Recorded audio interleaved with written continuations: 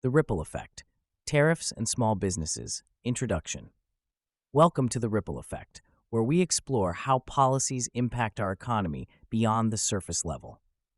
In today's episode, we'll take a deep dive into tariffs, a policy tool often used to protect domestic industries, but one that comes with a range of consequences.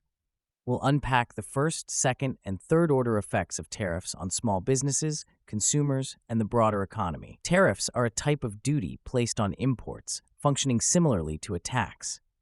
While they aren't as visible as traditional taxes, tariffs can raise consumer prices by increasing the cost of imported goods, acting as an indirect tax on the public. When applied to strategic industries, tariffs often lead to higher prices for consumers, but they also generate revenue for the government, which can be directed toward essential programs or help reduce national debt.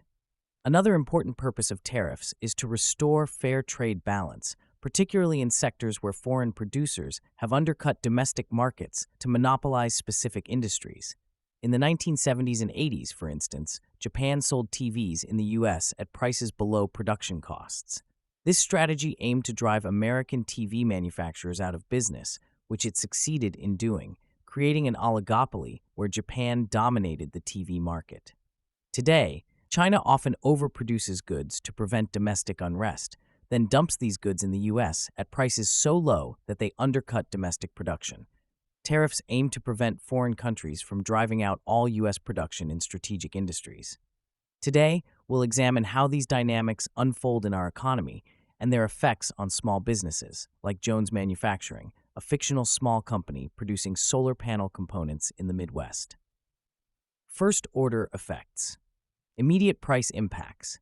When tariffs are introduced, the most immediate impact is a price increase on targeted imported products. For consumers, this can mean higher prices on essential goods like computer chips and aluminum, which are crucial in industries ranging from technology to construction.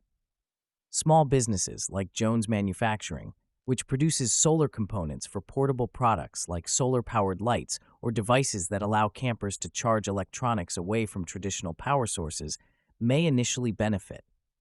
With tariffs on imported goods, domestic products gain a competitive edge in the U.S. market, potentially boosting demand for companies like Jones Manufacturing.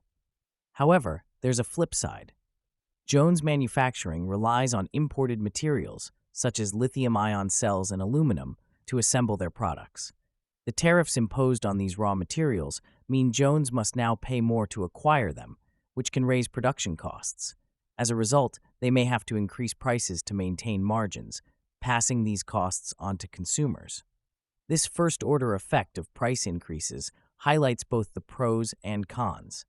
While tariffs give U.S. companies a competitive edge in some areas, they also create challenges in industries reliant on global supply chains. Second-order effects, market dynamics, and strategic industries. The second-order effects reveal more subtle, long-term shifts in the market and industry landscapes. For example, foreign producers, particularly from countries like China, often respond to tariffs by imposing counter-tariffs on other U.S.-made products.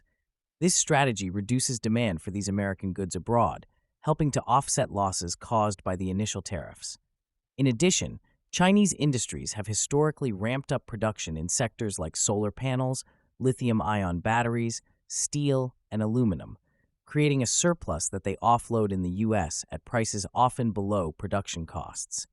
While this can create the illusion of lower prices for consumers, it is financially damaging for U.S. producers, who struggle to compete with these artificially low-priced imports. For Jones Manufacturing, the second-order effects of tariffs present a mixed picture. On the positive side, tariffs can help prevent a dumping effect, where foreign-made products flood the market at extremely low prices, making it nearly impossible for U.S. businesses to compete. This protection gives companies like Jones Manufacturing a better chance to thrive. However, there are downsides as well. Tariffs can drive up costs for imported materials or components that Jones Manufacturing may rely on, squeezing profit margins or leading to higher prices for their products. Additionally, foreign producers might retaliate by imposing their own tariffs on American goods, reducing demand for U.S. exports and potentially shrinking markets that companies like Jones Manufacturing depend on for growth. This dual effect means that while tariffs provide some competitive relief, they also introduce new challenges that can hinder the overall growth and stability of U.S. small businesses. In industries like U.S. steel and aluminum, tariffs have provided essential relief, enabling these companies to stay viable despite the low prices of imported goods. In strategic sectors like medical supplies, tariffs can also help safeguard domestic production. During the pandemic, for instance, the shortage of PPE and N95 masks highlighted the need for a strong U.S.-based supply chain when global sources were disrupted. For tariffs to truly benefit industries like Jones Manufacturing, they must be applied consistently, and domestic companies need adequate support to scale up production and remain competitive. Third-order effects: long-term market health and government revenue. The third-order effects, which unfold over years or even decades, reveal the most complex outcomes. When tariffs effectively discourage dumping and strengthen domestic production, they can help create jobs and foster innovation within key industries. For Jones Manufacturing, this means not only survival, but also the potential to reinvest in technology and growth as they face less aggressive foreign competition. Over time, this strengthens U.S. market independence in strategic sectors like renewable energy and medical supplies. Another important third-order effect is the revenue generated by tariffs, which can provide the government with funds to address economic challenges, pay down national debt, or reinvest in public programs. By implementing tariffs, the government could reallocate the money to fund infrastructure projects, support small business initiatives, or bolster programs aimed at workforce development. However, while the additional government revenue offers potential benefits, there is a risk that if tariffs remain in place too long or are poorly targeted, domestic industries may become complacent, relying on tariffs instead of pursuing innovation and cost efficiency. For consumers, this third-order effect means that while tariffs might initially raise prices, the long-term goal is to stabilize the market, curb monopolistic practices, and ensure fairer competition. Ideally, as Jones Manufacturing and other businesses solidify their market position, the cost of domestically produced goods could gradually decline, benefiting consumers in the long run. However, if tariffs only lead to ongoing price increases without competitive domestic production, consumer dissatisfaction may rise, prompting political pressure to revise or remove the tariffs. Conclusion: thanks for tuning in to The Ripple Effect. Today, we explored the intricate consequences tariffs have on the economy, consumer prices, and small businesses like Jones Manufacturing.